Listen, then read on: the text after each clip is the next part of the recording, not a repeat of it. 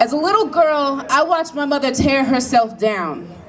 With the put-downs and the let-downs over the years that left her drowning and doubting herself, from the men who did not deserve her to the hearts that could not preserve her love to the body she never thought was enough. She often said that if she had enough money, she would nip this and tuck here. It was clear to me as a child that the look of these bodies is a big deal, that we need men to want to feel these curves.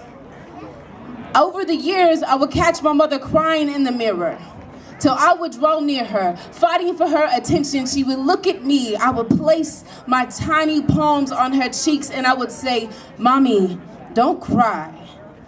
Wiping the tears from her eyes, I would call her my pretty mommy. She'd look back and say, "Oh, my sweet, pretty Nikki." See, those moments made the lows okay, because in those days, innocence gave way to hope. But over the years, I would also hear my mother say out loud that her figure was nothing to be proud of, till I figured out that I had her figure and I was nothing to be proud of. See, in those days, innocence was hard to find. That's when I began selling off myself to find self-worth.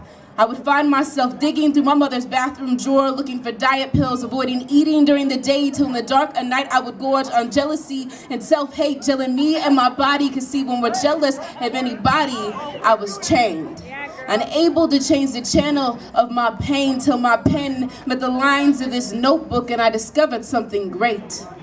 Following the curves of my own letter, I helped myself to feel better. I invented my own rhythm and rhyme and discovered that I was made in the image of the divine, that there was no template or mold that I'm supposed to follow, that perfection, see, perfection is a myth, created to keep us doubting ourselves. So doubt your doubt instead of yourself, so that you can enjoy this imperfect journey that we call life. Remembering that life is a poem, and this is a poem for you, for me, for my mom, for every girl who ever heard, "You'd be a whole lot prettier if you just did this."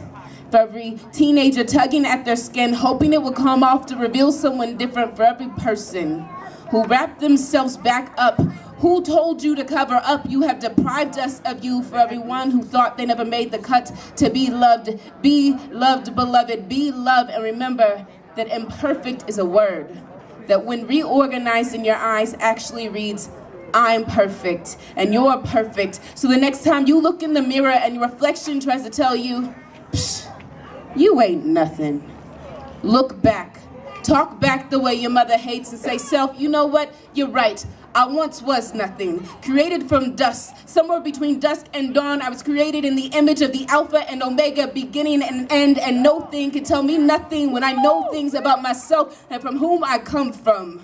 And remember to be you, beautiful you, because you can, because you are, and because if you don't, no one else ever will be you. Thank you. Give it up for Nikkita, a.k.a.